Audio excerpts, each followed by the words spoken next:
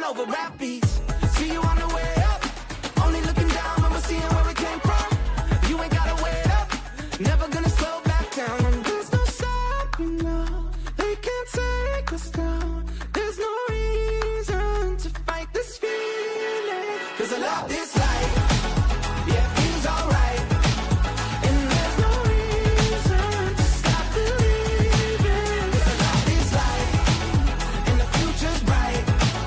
And there's no reason to fight this feeling. Yeah, I love this life. Yeah, I love this life. Yeah, I love this life. Yeah, I love this life. I won't wait around for the curtain fall. Life is not a race, it's all one big show. I can see it now that the truth is told. Feels like letting go. 'Cause I love this life. Yeah, it feels alright. And there's no reason to stop believing. Yeah, I love this life. And the future's bright. And there's no reason to fight this feeling. Yeah, I love this life. Yeah, I love this life. Yeah, I love this life. Yeah, I love this life.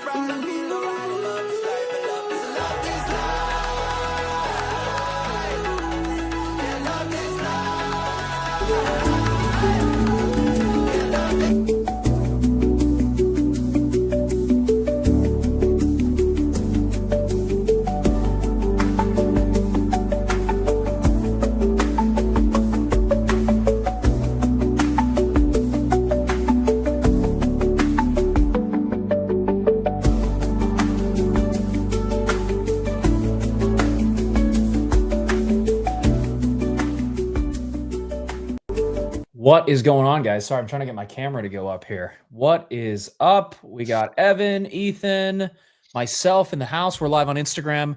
We're going live, guys, answering any questions you have around scaling your video business, getting more leads, getting more clients, scaling to 50, 100, 200, whatever amount you want to scale to, whether that's monthly or yearly. And we're here to help you guys and answer any questions you have. So if you're just tuning in, welcome in.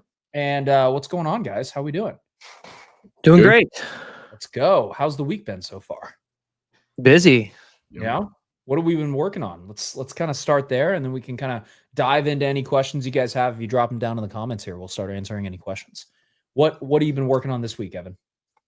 I got a few client projects in the mix that I'm trying to tackle simultaneously, which is fun. My own content, podcasts, things like that I'm trying to also kind of get into month 3. I'm about to start month 2 soon, but nice. Just lots of content, lots of stuff for clients, and trying to get new clients. What kind of content have you been working on with clients right now? Like, what kind of stuff are you making? So recently I've got like a brand story film thing in the works, and then about a week and a half ago, I shot like 5 testimonials for somebody at like an Airbnb for their credit repair company. So just trying to start getting those up and out.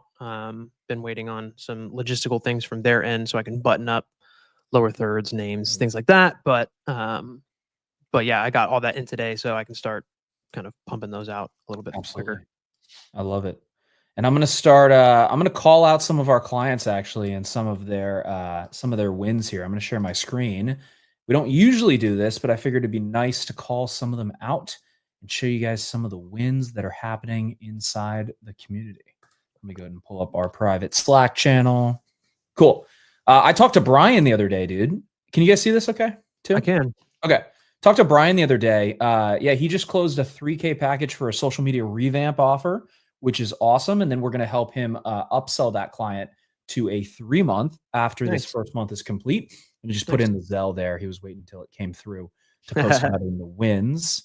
My boy Mike closed an $18K love it or leave it with a law firm, which is awesome. Nice. I love that.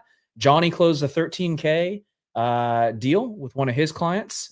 Cameron did some free shoots for a medical client this week, and he's going to turn that into a free to case study and then turn that into some deals from there. And then Ryan over here closed a 50K contract, which I love to see. And then he also closed, I think, a 16K. Where is it?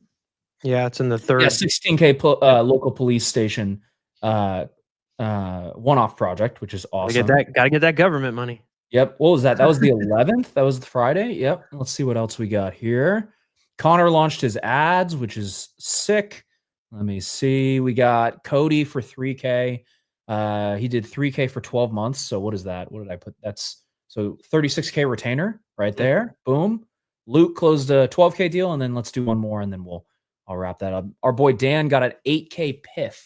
This is somebody, and he collected I think 27K. He said, for the month of March, which is awesome. Yeah, I think it was like a co-working space or something like that. Yeah. Oh, it was? Okay. What kind of co-working space was it? Like, it's something in his area where I saw his sales call. He sent it to me. It was like a co-working space. And then he had another one for a HVAC not too far before that, which was 10K, I think. That's sick. I love that. And then I think Matt closed a 12K, and then maybe one more. We got Williams feeling really confident on his sales calls, which is awesome. He works with MSPs. And then last one I'm going to highlight. I just keep going, man. I keep scrolling up and seeing more. I'm like, yeah, this is a good one. Matt Stone closed a 45K 6-month retainer. Looks like he's working on right now, which is awesome. So just some highlights of the clients and some of the things they're working on here.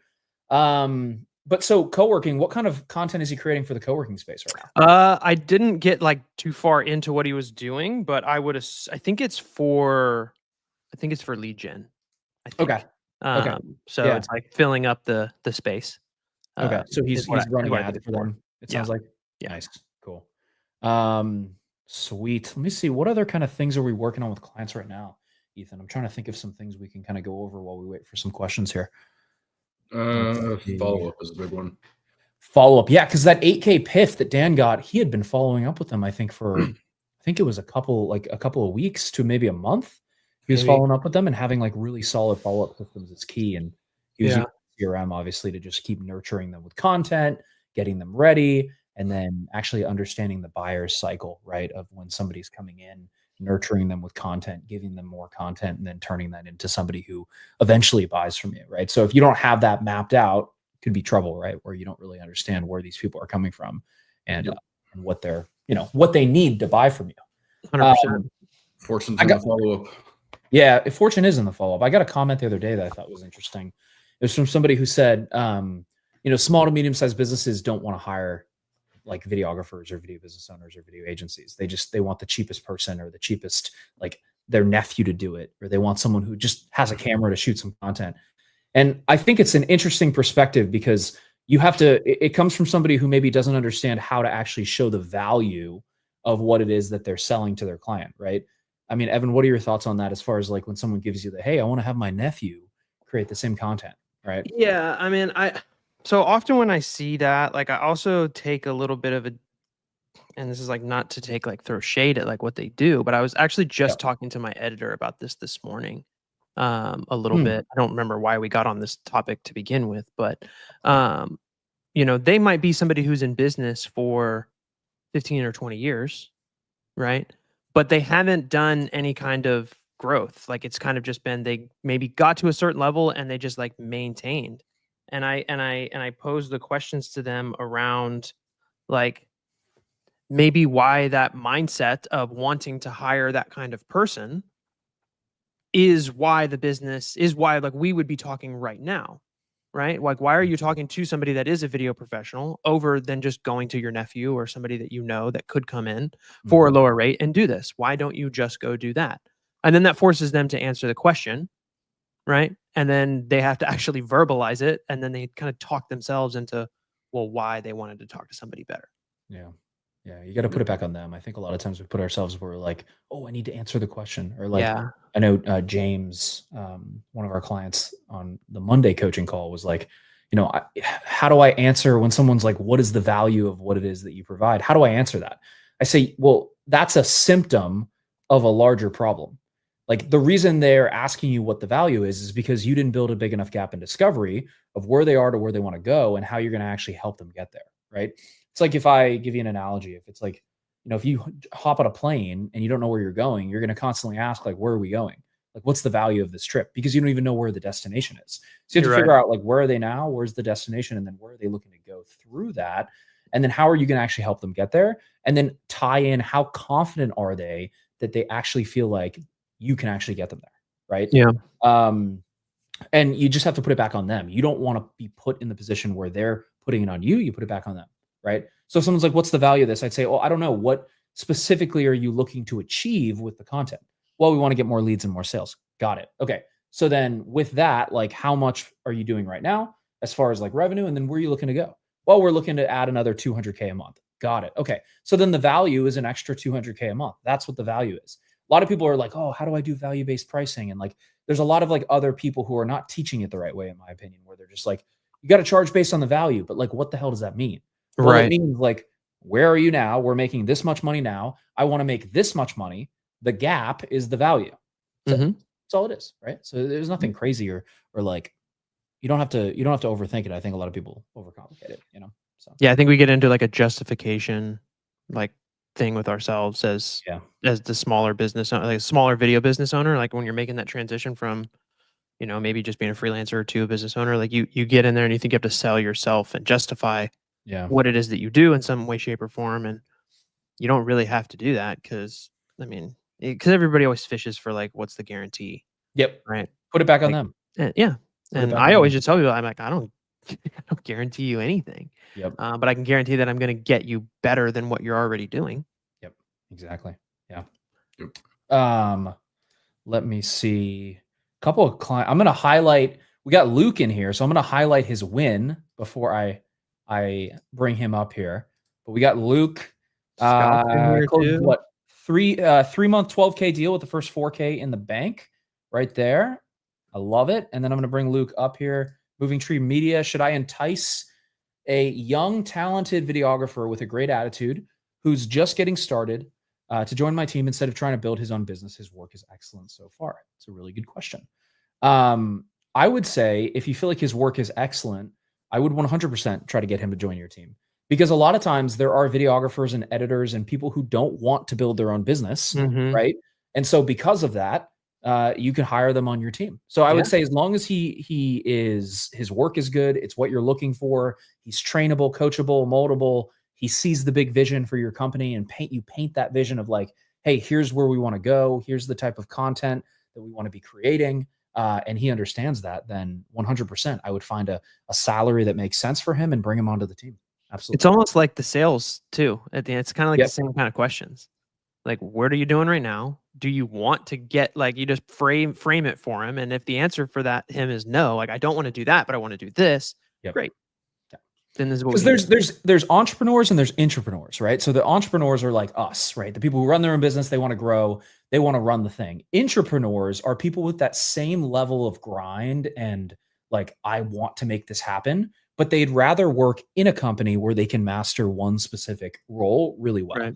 And there's some people who just want to be the best cinematographer, DP, videographer possible, right? And they don't want to have to worry about marketing, how to get clients, having sales conversations. They just want to go out there and shoot the content and just do that all day. You got to find those people, bring them into your organization and work on training them up so then they can take that stuff off your plate. Yep. So Luke, 100%, especially for the client you just closed, I would definitely bring that person in and then find a salary that's going to make sense and just train him on what you're looking for. And just make sure that he doesn't want to grow his own. Like, I would ask those questions in the interview. I'd be like, do you want to grow your own business? Is that a priority for you?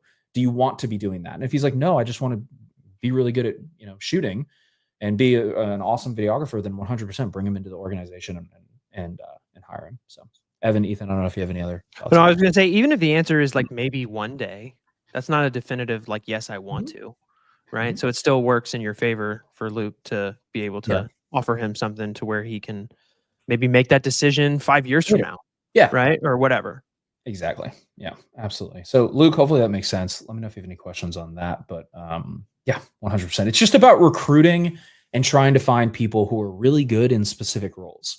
That's your only job as a business owner. Is like, how do I find the best editor? How do I find the best videographer?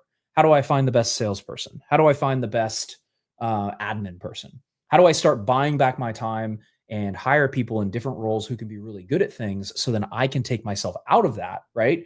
And then I don't have to be worrying about that, because you can't grow the business doing everything yourself. It's physically not possible. You do not have enough time in the day. So your job is to recruit, attract, and train the best people in the world at their specific roles and their specific jobs. So hopefully that makes sense, Luke. That's very helpful. Thanks. Absolutely. You got it, dude. But that's the key. I'm going to look over here at Instagram. I got Josh. What's up, Josh? How's it going, dude? Who else do we have live? We got Lonnie. We have Mila Productions. Any advice for a guy with a Sony a7 III, 2 lenses, a MacBook? What would you do next to gain clients if that is the next step? Well, that would always be the next step, because like if you don't have money or you don't have people paying you money, we don't have a business, right? So Evan, what would you say? Someone who has all the gear and they just need to start gaining clients, what would the next step So if you have no money, you have to have no shame, and you have to just go ask people, can you do X for them? Now that might be like we preach here with people who don't have either case studies or work to showcase for maybe the niche that they want to go into. You may have to do some of that for free and then build that into a working relationship in the future. You could do that at a severely discounted rate. You could just go all in and be assured of yourself and go in and charge your high rate. It really doesn't matter, but you have to just pony up and just start asking people. Yeah, it's hard. And it's hard to do that though when you don't have the competence comes from confidence, right? So Of course. it's hard to do that if you haven't done it before. So I'd say go and figure out who do I want to work for? Like what kind of clients, what niche, what vertical, medical companies, law firms, home service companies, service-based businesses in general, right? Figure out who those people are.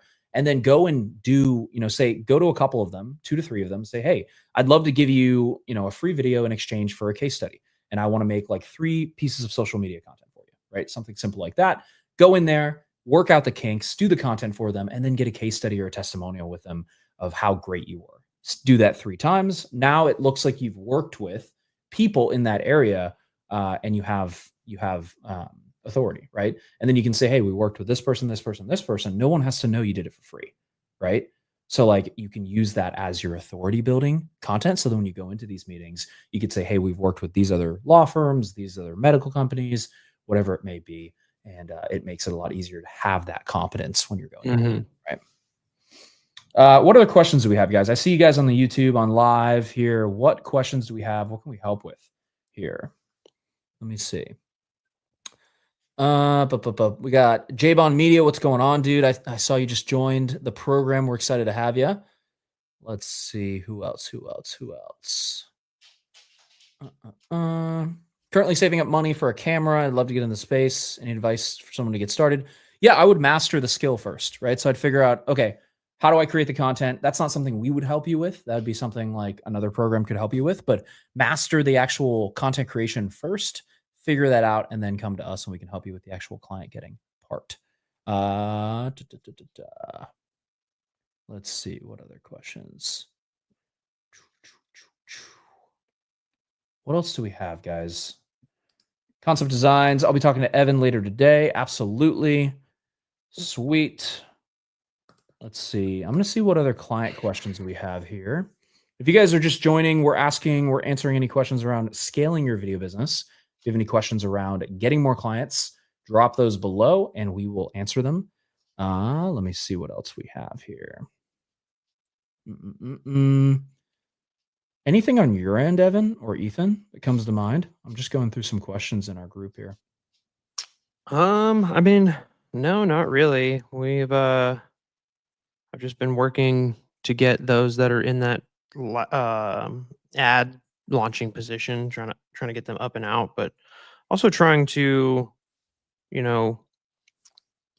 I guess, what's the word I'm looking for? Kind of keep their focus on when maybe something doesn't seemingly quote unquote work right out of launch, right? Keeping those spirits up when it comes to running ads, because like you kind of say all the time, like it's definitely a process and not an event. Like there is no A, B, like checkpoint or like finish line. And I think a lot of people go into it thinking that it's like that. I mean, I think we all fall victim to that at some point when we start, but it's just Yeah. like getting over that. Like, Well, it's testing multiple things, right? It's having the mindset of like, I'm going to keep testing different ad variations and different combos. Like, I was talking to Tony. I was talking to Tony yesterday about his ads, and he launched 4 different ads. One of them got a really, really great cost per lead, right? It got like a $17 cost per lead. The other ones didn't.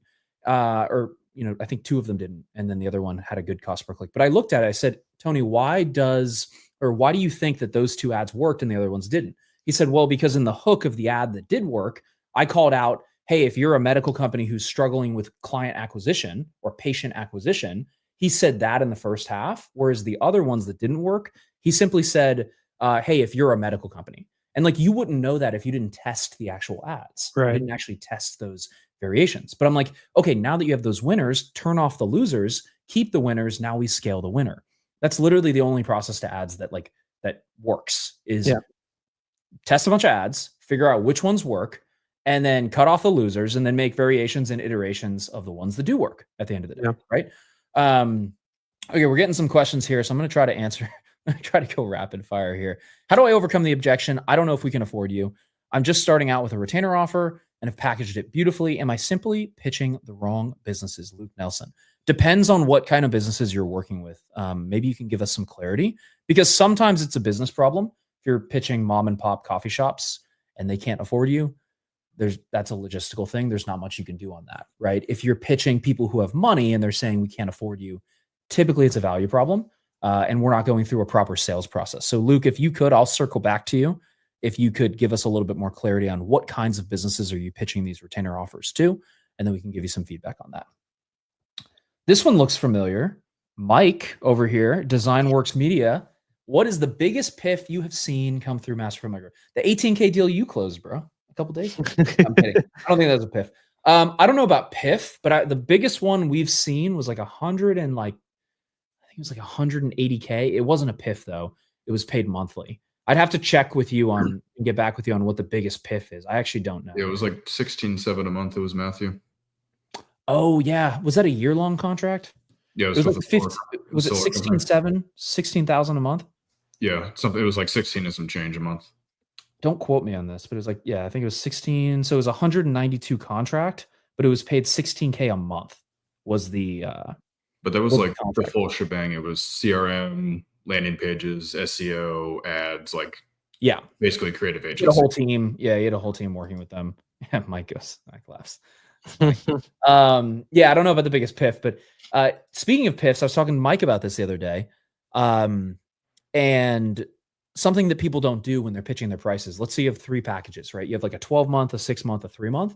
Something that maybe Luke, you can take away from this as well is like, if you're pitching your prices, you go, hey, we have a 12K at 100. We have a 6-month at 50. We have a 3-month at 30. I'm just pulling up some basic numbers, right?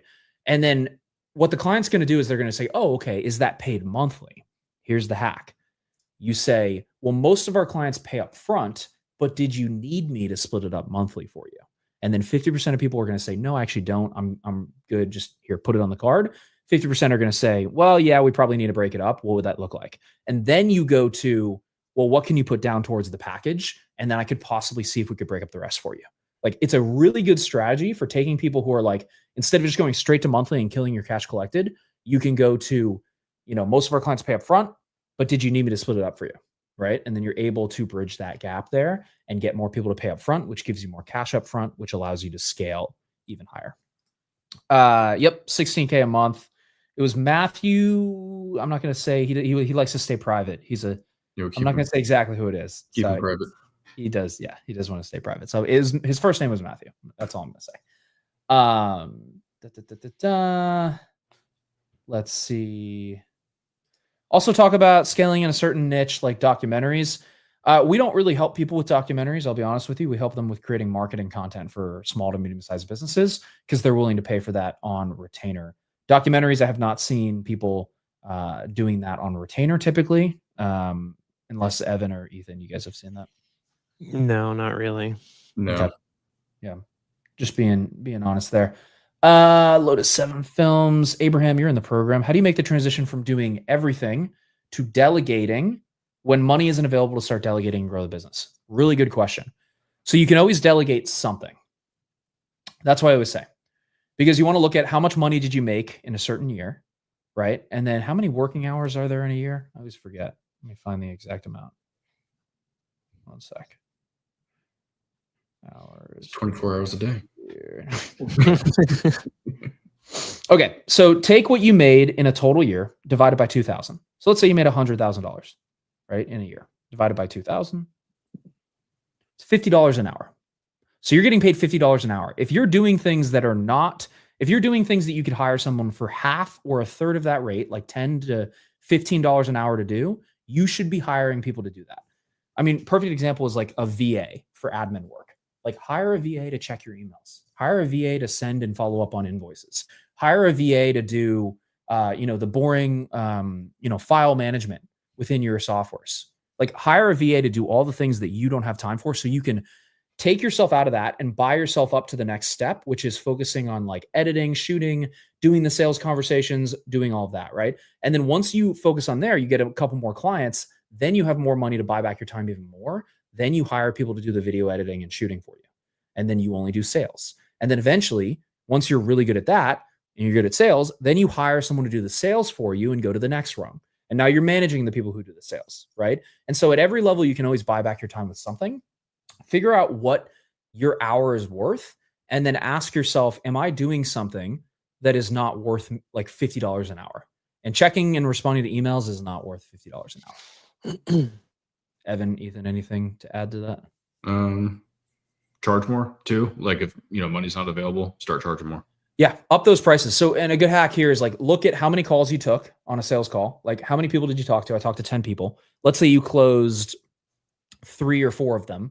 If your close rate is like 40 or 50%, test raising your prices by $500 to $1,000 each time. So like if you charged $5,000 a month, try $5,500 a month. Do that for a couple of calls, see where it lands, then do $6,000 a month. And keep doing that until your close rate drops to like 20 to 25%.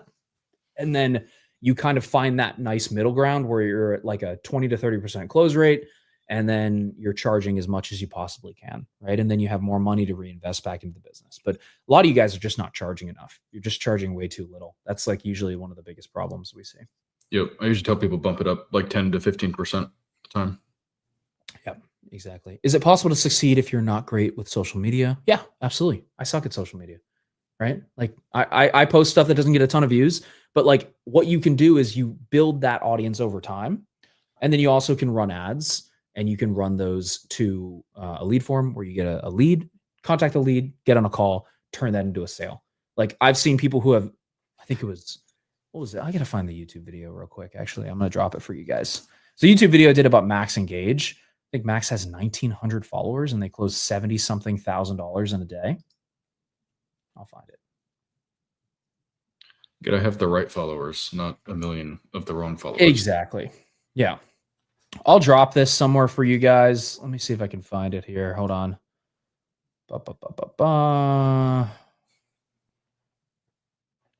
Yeah, this is a good one here. I'll drop this. Here we go. This is the link if anybody wants it. I'm going to drop it in here as well. It's a good example of a client who didn't have a lot of followers that crushed it with us. You don't need a lot of followers to be successful at the end of the day. We got to wrap it up here. We have 3 more minutes, guys. What other questions do we have? And we'll try to answer those as quickly as we can around scaling your video business, getting more clients. And then we got to get back to helping our clients scale. If you want to learn more about what we do, you can click the link in my bio if you're on Instagram, or you can go to the link below this video, book a call with our team, see if we can actually help. Let's see. Going once, going twice. Evan's like looking at all the conversations he's getting right now. He's like, I got to go, guys. I know that I've got a lot of stuff about to have to do. I mean, my call starts in 30 minutes. So yeah, I got you 100%. Cool, guys. Well, if you want to learn more about what we do, click the link below, schedule a call with our team. We'll see you in the next one. And thanks for hanging out with us. Peace. Yep.